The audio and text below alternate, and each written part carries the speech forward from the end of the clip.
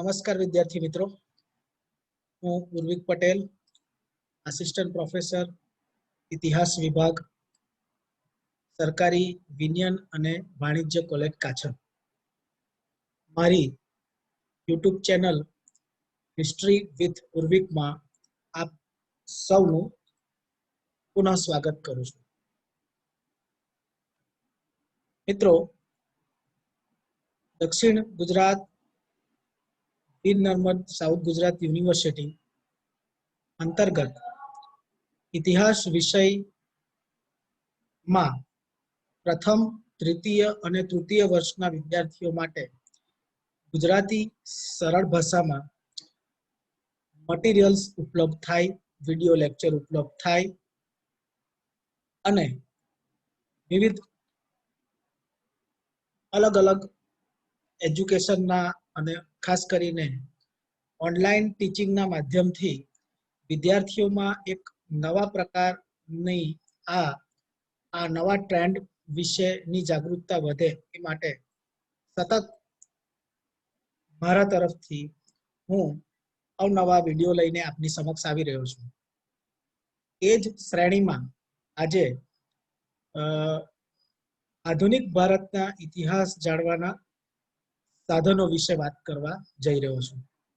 મિત્રો, આ અગાઉના મારા ઓનલાઈન લેક્ચરમાં મેં આધુનિક ભારતના ઇતિહાસ જાણવાના પુરાતાત્વિક સાધનો વિશે વાત કરી છે.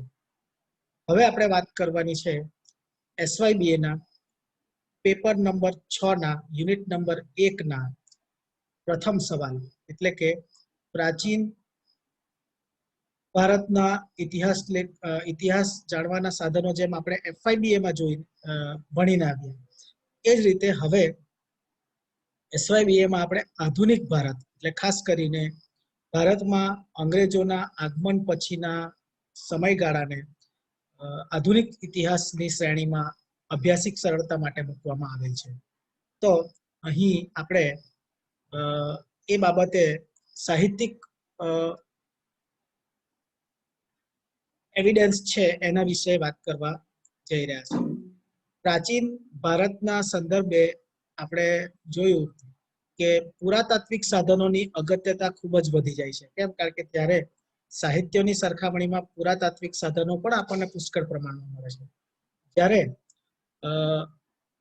આધુનિક ભારતના ઇતિહાસ જાણવાના સાધનોની વાત આવે ત્યારે આપણે જોઈએ છે કે સાહિત્યિક એવિડન્સ આપણને ખૂબ જ મોટી પ્રમાણમાં મળે છે. એટલે હવે આપણે ફરીથી એ પ્રેઝન્ટેશન તરફ જવાનો પ્રયત્ન કરીશું, જેથી કરી અને એ માહિતી આપણે સારી રીતે સમજવાનો શરૂઆત કરી શકીએ. તો આપણા જે પેપરનું જે નામ છે એ અથવા તો ટોપિકનું જે નામ છે એ છે રિસોર્સ ઓફ હિસ્ટ્રી, એટલે કે ઇતિહાસ જાણવાના સાધનો. મોટે ભાગે 1757 થી ભારતની આઝાદી સુધીના મોટે ભાગેના જેટલા પણ સાહિત્યો પ્રાપ્ત થાય, જેટલી પણ માહિતી પ્રાપ્ત થાય એ માહિતી લેવાનો પ્રયત્ન અહીં કરેલ છે. આ બાબતે ખાસ કરીને આ પ્રકારના પુરાતાત્વિક સાધનો જાહેર બાંધકામો, હસ્તપ્રતો, સિક્કાઓ, ભારતીય રાજાઓ દ્વારા ને લગતા પુરાવાઓ, નકશાઓ, પોપ્યુલેશન રિપોર્ટ, આ તમામ બાબતની વાત કરવામાં આવેલ છે. હવે આપણે સીધા વાત કરશું સાહિત્યિક પુરાવાઓ તરફ. સાહિત્યિક પુરાવાઓની જ્યારે વાત કરવામાં આવે ત્યારે સામાન્ય રીતે અથવા તો એક સાદા અર્થમાં આપણે એમ કહી શકીએ કે જે બાબતનું આપણને સાહિત્ય પ્રાપ્ત થાય છે, એટલે કે કોઈ બાબત જે આપણને લિખિત અવસ્થામાં પ્રાપ્ત થાય છે, એને આપણે સાહિત્યિક બાબત તરીકે ઓળખાવી શકીએ. તો અહીં આપણે આ સાહિત્યની વાત મુખ્યત્વે કરવાના છે. સૌથી પહેલા આપણે ભારતમાં 15મી, 16મી અને 17મી સદીની આસપાસ અથવા તો એ સમયગાળા દરમિયાન યુરોપથી આવેલી મુખ્ય પ્રજા અને એમના દ્વારા જે પ્રકારના દસ્તાવેજો અહીં ભારતમાં ઊભા કરવામાં આવેલા, એ પછી એમની વહીવટી જરૂરિયાત માટે હોય અથવા તો એમના જે મૂળ વડી ઓફિસ પોતપોતાના દેશમાં હતી તો એમના વચ્ચેના જે એમના જે પત્ર વ્યવહારો હતા એ પણ આપણને આજે ભારત વિશે જાણવામાં ખૂબ જ મદદરૂપ થાય છે. પોર્ટુગલ પ્રજાના જે મોટે ભાગેના દસ્તાવેજો જે આપણને છે એ લિસ્બન અને ગોવા આ બે જગ્યાએ પુષ્કળ પ્રમાણમાં પ્રાપ્ત થાય છે. અહીં આપ જોઈ શકો આ વાસ્કો દ ગામા જે રૂટથી ભારતમાં આવ્યો હતો એ રૂટનો નકશો જોઈ શકાય ને અહીં બંને જ વિસ્તાર વિશે આપણે જોઈ શકીએ છીએ. એક તો આ લિસ્બન બંદર અને એ જ રીતે નીચેના ભાગે કેપ ઓફ ગુડ હોપ અને પછી આ ભારતનું ગોવા. તો આમ આ બંને જગ્યાએ આપણને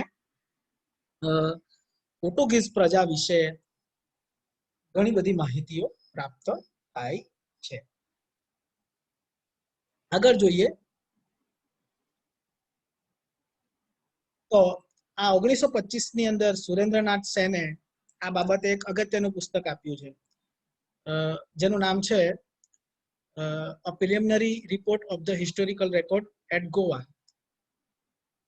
જે ગોવામાં હિસ્ટોરિકલ રેકોર્ડ છે એ બાબતના આખો આ પુસ્તકમાં 92 પેજનું એક સરસ પુસ્તક સુરેન્દ્રનાથ સેને આપેલ છે જે આપણને પોર્ટુગલ વિશેની માહિતી મેળવવા માટે ખૂબ જ અથવા તો ગોવાને લગતા ઘણા બધા રેકોર્ડ્સ આપણને પ્રાપ્ત થાય છે. ફિરંગી પ્રવાસી અને ગવર્નરોની નોંધો ખાસ કરીને વાસ્કો દ ગામા, અબુ બક્ર અને અફાન્સો આ જે પોર્ટુગીઝ અથવા તો પોર્ટુગીઝના જે મુખ્ય 3 ગવર્નરો બાકી પણ ગવર્નરો હતા પરંતુ આ એના મુખ્ય 3 ગવર્નરો છે. એક તો વાસ્કો દ ગામા જેમણે ભારતનો દરિયાઈ માર્ગ શોધ્યો હતો, ત્યારબાદ અબુ બક્ર અને અફાન્સો. તો આ 3 ગવર્નર જનરલો અથવા તો 3 ગવર્નરોના સમયમાં જે કંઈ પણ લખાણો લખાયા એ આપણને એક સાહિત્યિક પુરાવા તરીકે આજે આપણને ઉપયોગી બને છે. એ જ સમયમાં અન્ય કેટલાક સમકાલીન ગ્રંથો પણ આપણને ઉપયોગી બને છે. દાખલા તરીકે પોર્ટુગીઝ પ્રજાના મુઘલ, ગુજરાત, મરાઠા, બીજાપુર, ગોલકુંડાના રાજા સાથેના સંપર્કો. અહીં આપ નકશામાં જોઈ શકો તો મુઘલ સામ્રાજ્યની વાત છે, ગુજરાતની વાત છે, બીજાપુરની વાત છે, ગોલકુંડાની વાત છે. તો આ જે રાજાઓ હતા એ રાજાઓ સાથે કારણ કે આ વિસ્તાર ખાસ કરીને દીવ, દમણ અને ગોવા અને આ નીચે સુધીના વિસ્તારમાં સરવાથી પોર્ટુગલ લોકોને ખૂબ જ સફળતા મળી હતી. પરિણામે ગોલકુંડા, બીજાપુર હોય કે પછી ગુજરાત હોય કે પછી મુઘલ એમ્પાયર હોય આમની સાથે જે એમના પરામર્શ થયા એ પરામર્શને અંતે ઘણા બધા દસ્તાવેજો આપણને ભારતીય રાજાઓના સાઇડથી પણ મળી આવે છે. તો આ પણ એક ખૂબ જ અગત્યના દસ્તાવેજ તરીકે પોર્ટુગીઝ પ્રજાના આપણને માહિતી પ્રાપ્ત થતી. આ ઉપરાંત જ્યારે મુઘલ સામ્રાજ્યની વાત કરવામાં આવે ત્યારે અબુલ ફઝલ અકબરના સમયના પ્રખ્યાત લેખક અને આઈને અકબરી અને અકબરનામાના લેખક એવા અબુલ ફઝલના લખાણોમાં પણ આપણને પુષ્કળ પ્રમાણમાં પોર્ટુગીઝ વિશેની માહિતી પ્રાપ્ત થાય છે. ફિરિસ્તા જે મધ્યકાલીન સમયગાળાના એક અગત્યના લેખક તરીકે આપણે એને જોઈએ છે એમના લખાણોમાં પણ બીજાપુર રાજ્ય જે આપણે અગાઉ નકશામાં જોયું એના વિશેની ઘણી બધી માહિતી આ પ્રકારની પુસ્તિકાઓમાંથી આપણને પ્રાપ્ત થાય છે. આમ મરાઠા અને દરિયા કિનારાની માહિતી આપતા પણ પુષ્કળ પ્રમાણમાં દસ્તાવેજો આપણને પ્રાપ્ત થાય છે. તો આમ આ તમામ દસ્તાવેજો આપણને ક્યાંક ને ક્યાંક પોર્ટુગીઝ પ્રજા વિશે માહિતી આપે છે. આ જ રીતે આપણે આ શ્રેણીમાં આગળ જોઈએ તો ધ પોર્ટુગીઝ ઓફ ઇન્ડિયા નામે આધુનિક લખાણો પણ આપણને પ્રાપ્ત થાય છે, જેમાં ડનવર્સનું આ એક પુસ્તક ખૂબ જ અગત્યનું આપણે જોઈ શકીએ છીએ. The rise of Portuguese power in India and 1497 to 1550.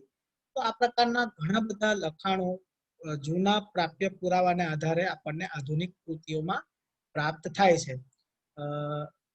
White way નું સંશોધન પણ આપણે આમાં જોઈ શકીએ છીએ. The rise of Portuguese power in India 1497 to 1550. તો આ જે આધુનિક કૃતિઓ છે એમાં પણ આપણને પોર્ટુગીઝ પ્રજા વિશે ઘણી બધી અગત્યની માહિતી પ્રાપ્ત થાય છે.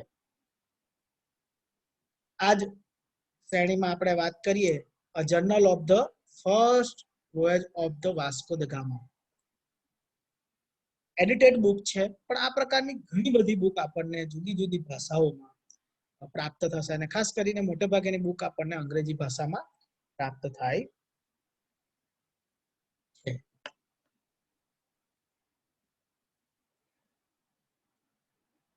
જેટન દ્વારા વાસ્કો દ ગામા અંગેનો એક અહેવાલ પણ લખવામાં આવ્યો હતો, જે આપણે અહીં જોઈ શકીએ છીએ. ખાસ કરીને ધ રોયલ એસ્થેટિક સોસાયટીમાં જે આ લેખ લખવામાં આવ્યો એ વાસ્કો દ ગામાની જર્ની વિશે ખૂબ જ અગત્યની માહિતી આપણને પ્રાપ્ત કરાવે છે. રોશે દ્વારા અરબસ્તાનમાં અને ભારતમાં પોર્ટુગીઝ પ્રજાના ફેલાવનો અહેવાલ એશિયાટિક સોસાયટી જનરલમાં આપ્યો છે.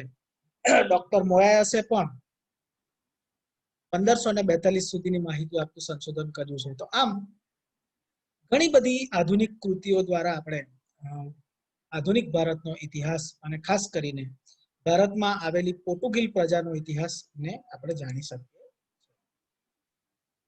ત્યારબાદ ભારતમાં આવેલી એક બીજી અગત્યની કંપની જેનું નામ હતું ડચ ઈસ્ટ ઇન્ડિયા કંપની, જેનો સિમ્બોલ પણ આપ અહીં જોઈ શકો છો.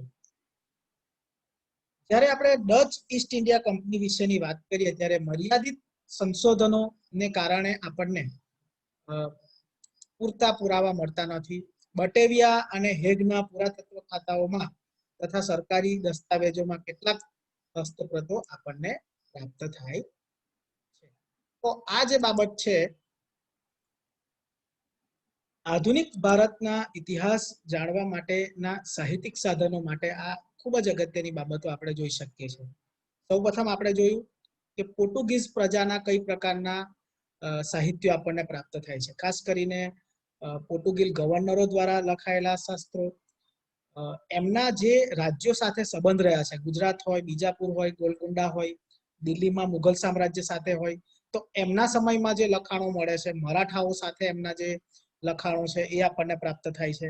તો આ જે બાબત છે અથવા તો આધુનિક કૃતિ જે છે પોર્ટુગીઝ વિશેની, એ પણ આપણને અગત્યની પ્રાપ્ત થાય છે.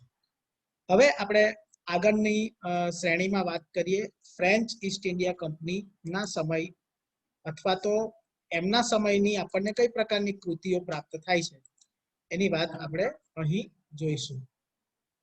ખાસ કરીને ફ્રેન્ચ ની આપણે વાત કરીએ તો મોટે ભાગે જે ફ્રાન્સ થી આવેલા અગત્યની આ એક પ્રજા અને ખાસ કરીને અંગ્રેજો સાથે એમના જબરદસ્ત સંઘર્ષો રહ્યા છે, એ આપણે કર્ણાટક વિગ્રહોમાં અલગ વિષયે અભ્યાસ કર્યો જ છે. તો ફ્રેન્ચોને લગતા જે અહેવાલો છે મોટે ભાગે આપણને પોંડિચેરી, પેરિસ, મદ્રાસ, હૈદરાબાદ, કર્ણાટક વગેરેના દફતરોમાંથી પ્રાપ્ત થાય છે. તો આ એક બાબત અગત્યની આપણે જોઈ શકીએ કે પેરિસ, પોંડિચેરી, મદ્રાસ અને હૈદરાબાદ, કારણ કે પોંડિચેરીમાં બહુ લાંબા સમય સુધી એમનું શાસન રહ્યું હતું. આગળ આ બાબતે વાત કરીએ તો સૌથી અગત્યના એક લેખક તરીકે આપણે બર્નિયર ને જોઈએ છે, જે 25 સપ્ટેમ્બર 1620 થી 22 સપ્ટેમ્બર 1688 ના સમયમાં એક ફ્રેન્ચ ચિકિત્સક અને પ્રવાસી થઈ ગયા. તે મુઘલ બાદશાહ દારા શિકો દારા સિકોહ વિશે આપણે જાણીએ છીએ, જે ઔરંગઝેબના ભાઈ હતા. 25 ઓક્ટોબર 1615 થી 30 ઓગસ્ટ 1659 ના ટૂંકા સમયમાં અંગત ચિકિત્સક હતો. એટલે એક ફ્રાન્સી વ્યક્તિ હતો અને જે તત્કાલીન ભારતના અગત્યના એવા રાજ દરબારના મુખ્ય ચિકિત્સક તરીકે કામ કરતા હતા. એટલે એમના લખાણો એ ભારતના ઇતિહાસ, તત્કાલીન ઇતિહાસ જાણવા માટે ખૂબ જ અગત્યના સાબિત થાય છે. અને મોગલ બાદશાહ શાહજહાંનો મોટો પુત્ર અને દારા સિકોહની ફાંસી પછી, ઔરંગઝેબ દ્વારા એમની હત્યા પછી, મોગલ બાદશાહ ઔરંગઝેબના દરબારમાં પણ તે જોડાયો. 14મી ઓક્ટોબર 1618 થી 22 ફેબ્રુઆરી 1707 તેમણે ભારતમાં રોકાણ, લગભગ 12 વર્ષ સુધી રોકાણ કર્યું. અને એ સમયમાં એમણે ભારતમાં જે કંઈ પણ અનુભવ્યું એના વિશેની એ પુષ્કળ માહિતી આપણને આપે છે. તો બર્નિયરના એ લખાણો પણ ખૂબ જ અગત્યના સાબિત થાય છે. એ જ રીતે 17મી સદીના બીજા ફ્રેન્ચ રત્ન વેપારી અને મુસાફર ટ્રેવેનિયર નો પણ બહુ જ અગત્યનું યોગદાન છે 17મી અને 18મી સદીના સમયગાળા વિશેની કેટલીક માહિતી આપવા માટે.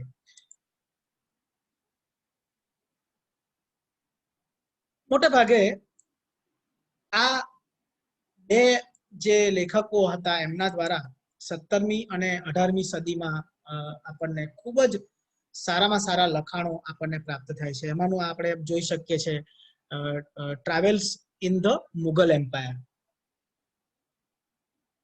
બર્નિયરનું આપણે આ પુસ્તક જોઈ શકીએ છીએ. તો આ બધા જે પુસ્તકો છે એમાં બહારથી આવીને આ પ્રકારના જે વિદેશી પ્રવાસીઓ હતા, વિદેશી મુસાફર હતા, એમના દ્વારા આ લખાણો લખ્યા હોવાને કારણે એની પ્રમાણભૂતતા ખૂબ જ વધી જાય છે. તો આ બે અગત્યના લેખકો આપણે જોઈ શકીએ છીએ. ખાસ કરીને ફ્રેન્ચ ઇતિહાસ માટેની જે આધુનિક કૃતિ અથવા તો ફ્રાન્ચો દ્વારા ભારતમાં કરવામાં આવેલા શાસનની કેટલીક આધુનિક કૃતિની વાત કરીએ તો the history of the French in India, આ પ્રકારના બુક્સ આપણને મેલ્સનનું પણ પુસ્તક આપણને મળે છે. આપણે જોઈ શકીએ છીએ કે આ મેલ્સનનું પુસ્તક છે. અહીં મેં મિત્રો ઘણી બધું સર્ચ કર્યા બાદ એ પુસ્તકના મુખ્ય પૃષ્ઠને આપણી સામે મૂકેલા છે, જેથી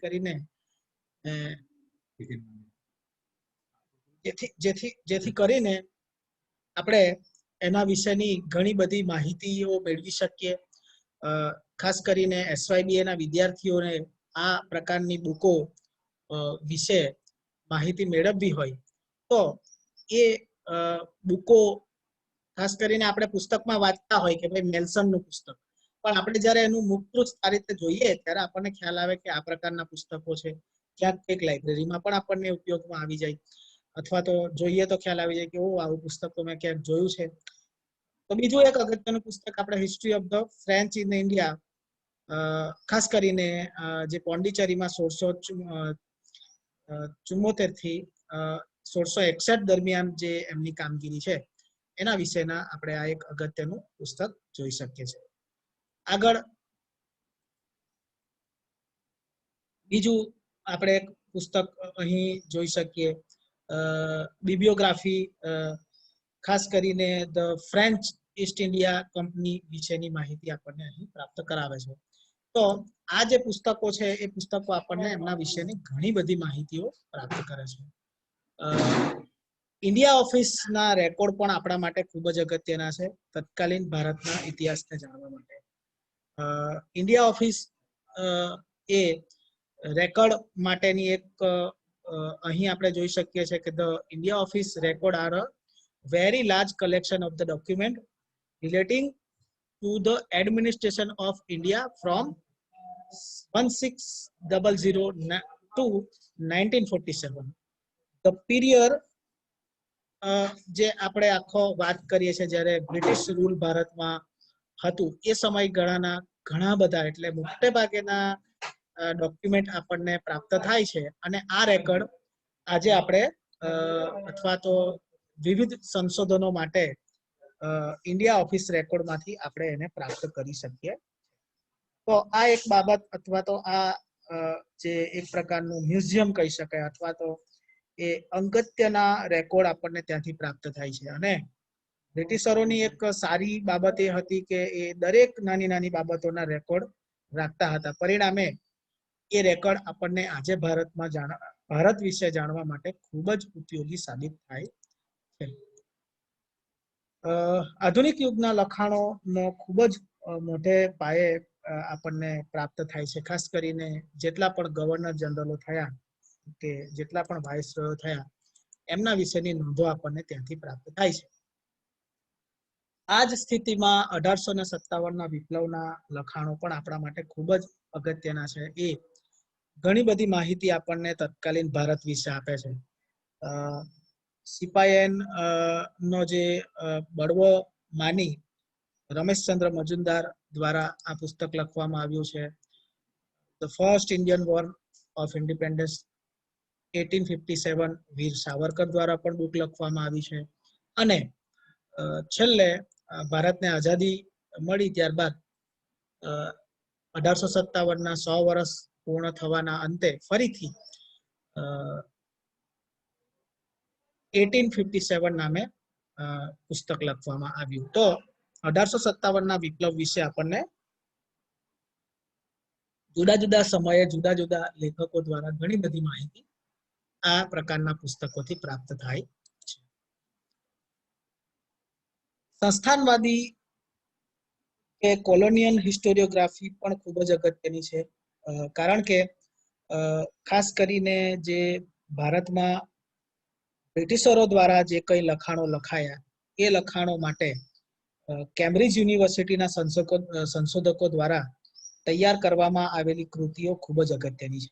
અને આ જે કેમ્બ્રિજ યુનિવર્સિટીનું જે સંશોધન કરવામાં આવ્યું અથવા તો ત્યાંથી જે વિદ્વાનોએ સંશોધન કર્યું એ સંશોધન એમ કહી શકાય કે તત્કાલીન ભારતમાં મુખ્યત્વે એ સંશોધનની આપણે ઘણી બધી રૂપરેખાઓ જોઈ શકીએ છીએ. કયા પ્રકારના સંશોધનો એમના સમયમાં થયા હતા? તો અનિલ સીલ એક બહુ અગત્યના લેખક અને ખાસ કરીને સબલ્ટન ઇતિહાસકારોમાં પણ એમનું નામ લેવાય છે. તો એમણે એક સરસ પુસ્તક આ માટે આપ્યું છે, the imaging of the Indian nationalism. આ એક પુસ્તકમાંથી આપણને ઘણી અગત્યની માહિતી મળે છે. અનિલ સીલ ખાસ કરીને આપણે વાત કરી તેમ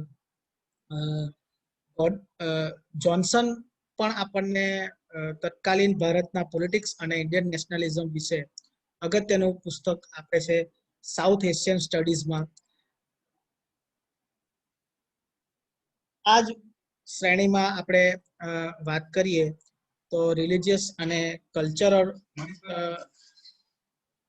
હિસ્ટ્રીની પણ આપણે વાત કરીએ કે એ માટે પણ આપણને અગત્યના દસ્તાવેજો પ્રાપ્ત થાય છે. અગત્યના કહી શકાય એવા કેમ્બ્રિજ યુનિવર્સિટીના સંશોધક જેમ્સ મિલ દ્વારા ધ હિસ્ટ્રી ઓફ બ્રિટિશ ઇન્ડિયાના વોલ્યુમ્સ લખાય છે. અને એ કેમ્બ્રિજ યુનિવર્સિટીના ખૂબ જ અથવા તો કેમ્બ્રિજ સ્ટડીઝના ખૂબ જ જાણીતા લેખક બને છે. તો હિસ્ટ્રી ઓફ બ્રિટિશ ઇન્ડિયા પણ એક અગત્યનું પુસ્તક આપણે જોઈ શકીએ છીએ.